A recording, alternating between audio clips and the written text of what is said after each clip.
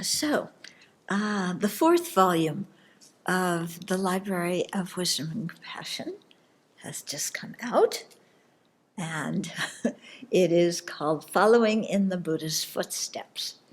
And the diagram on the front is a standard or a very common one found in the Tibetan tradition that discusses how to develop serenity.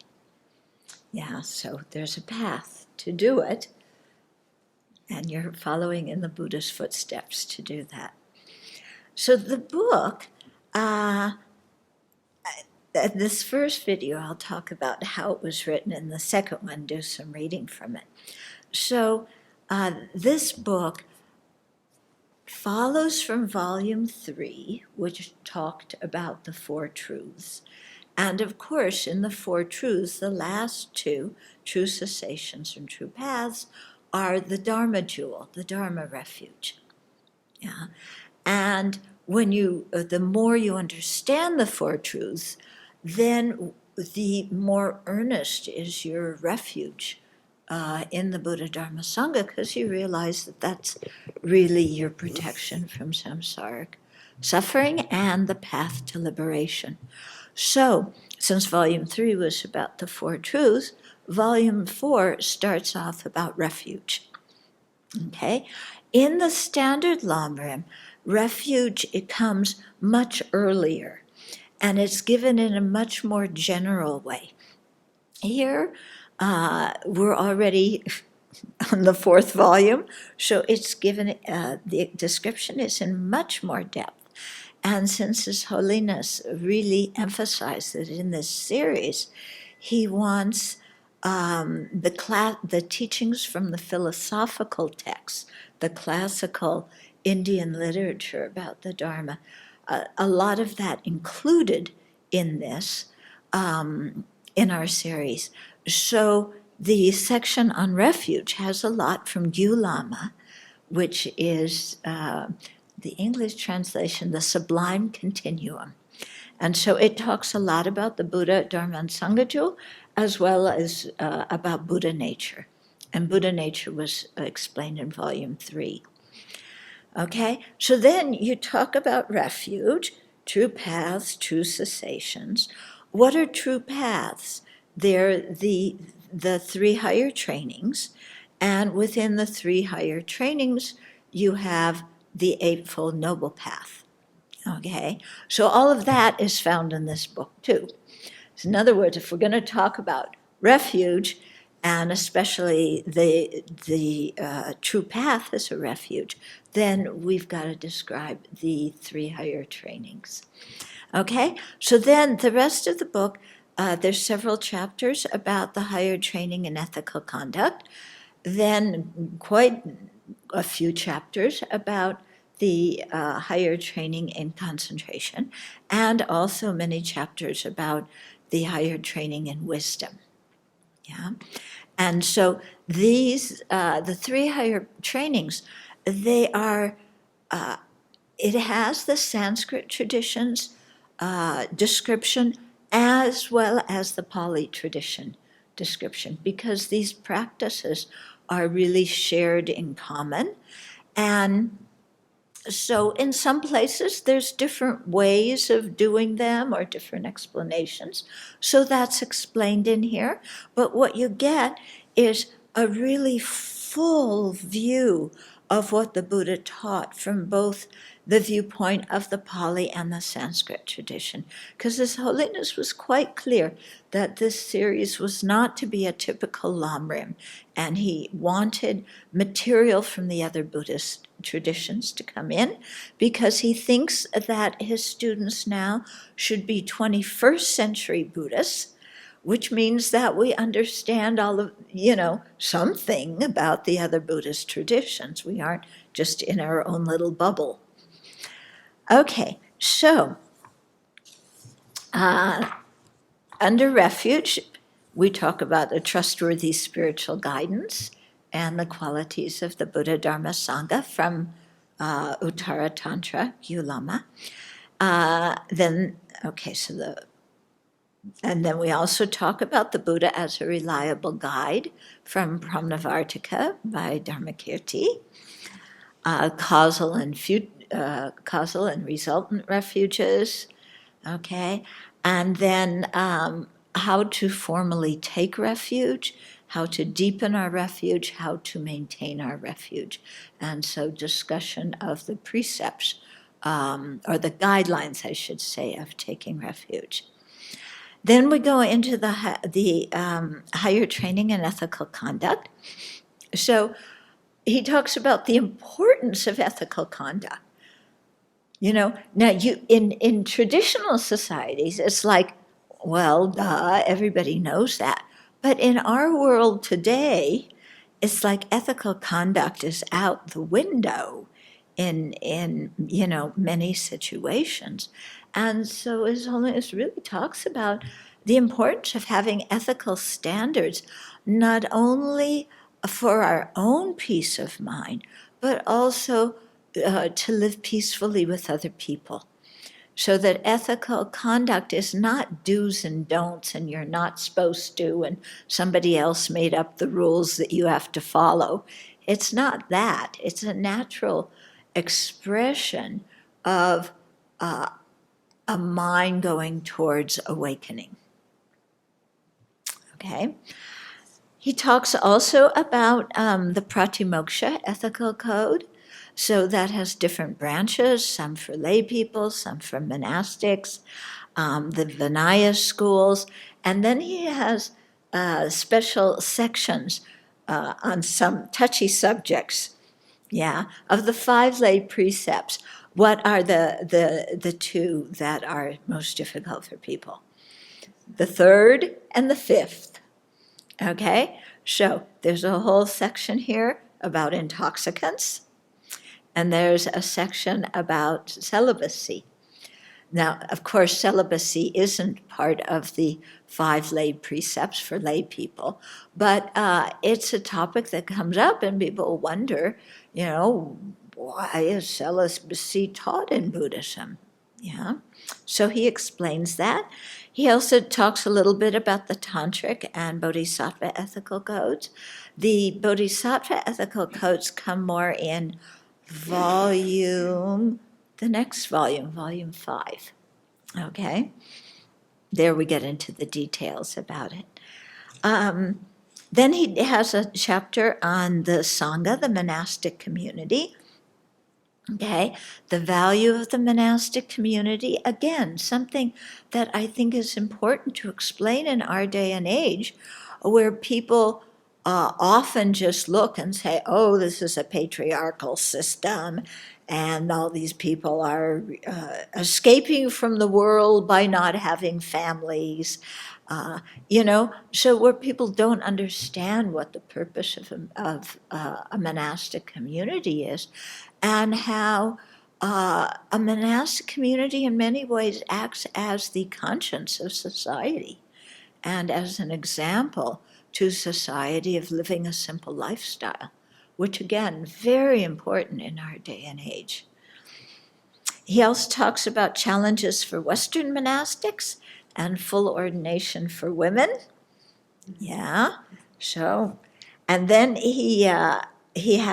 we included a poem that he wrote a long, long time ago called The Joy of Monastic Discipline, which I'll read in the second talk about this book. Then we go into the higher training of concentration. And this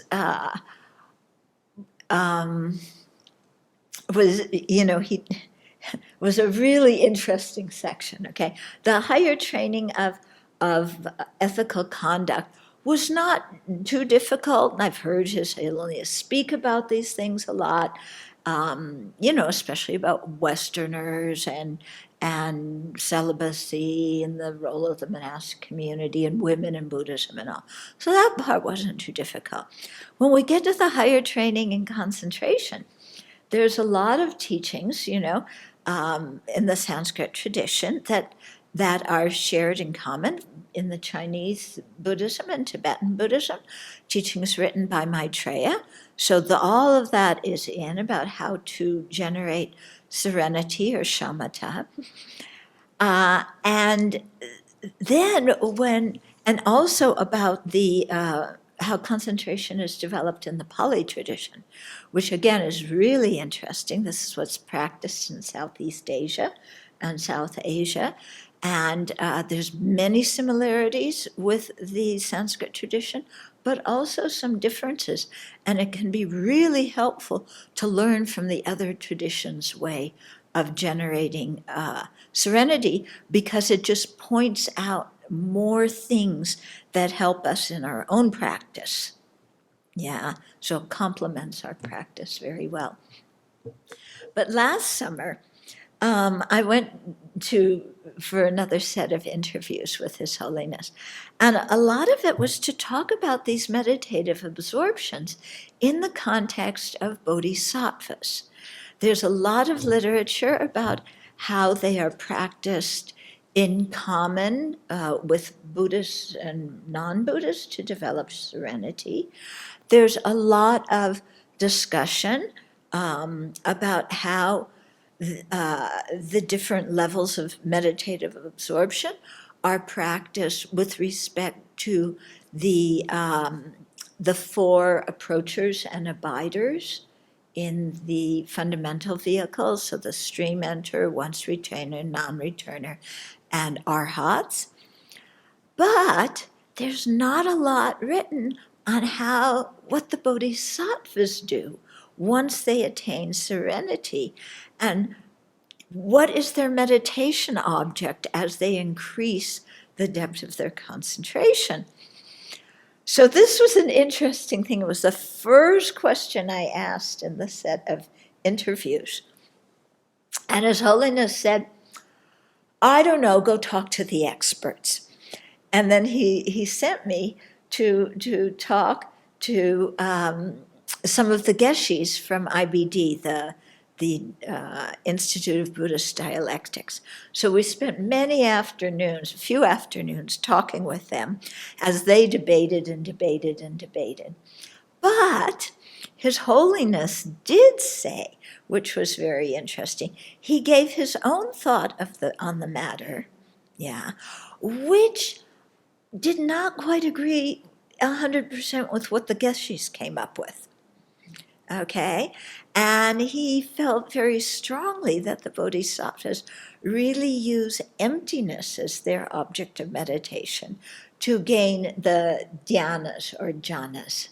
Okay, and so did not just meditate on the grossness and peacefulness as is commonly taught.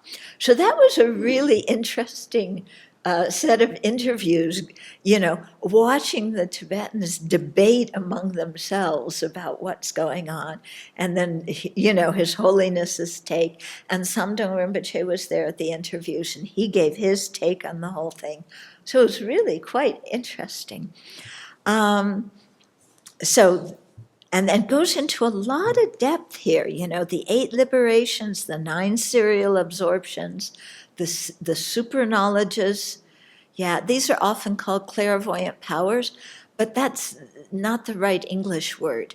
Okay, clairvoyant refers to one of the super knowledges, but not to all of them. Okay, it talks about just where does serenity and concentration, where do these fit in with our Dharma practice? Yeah. And then about the whole chapter about developing serenity in the Pali tradition. Another chapter about developing serenity in the Chinese tradition. Yeah, because the Zen tradition, the Zen is the Japanese word for Chan, which is the Chinese word for dhyana, which, we have the 4 dhyanas that in the form realm that are meditative absorptions that we want to attain. Okay, then it goes into the higher training in wisdom. So there's a chapter about mindfulness and introspective awareness and what do those terms mean, and how are they to be practiced, both in meditation and outside of meditation. And then we go into the 4 establishments of mindfulness, okay? A mindfulness of the body, feelings, mind, and phenomena. And this part, it was so beautiful, because many years ago, when I had one of the earlier sets of interviews with His Holiness about the book, then he pulled out the text that explains the 4 establishments of mindfulness, and he started teaching the text, yeah, and he made some comments while he was teaching it.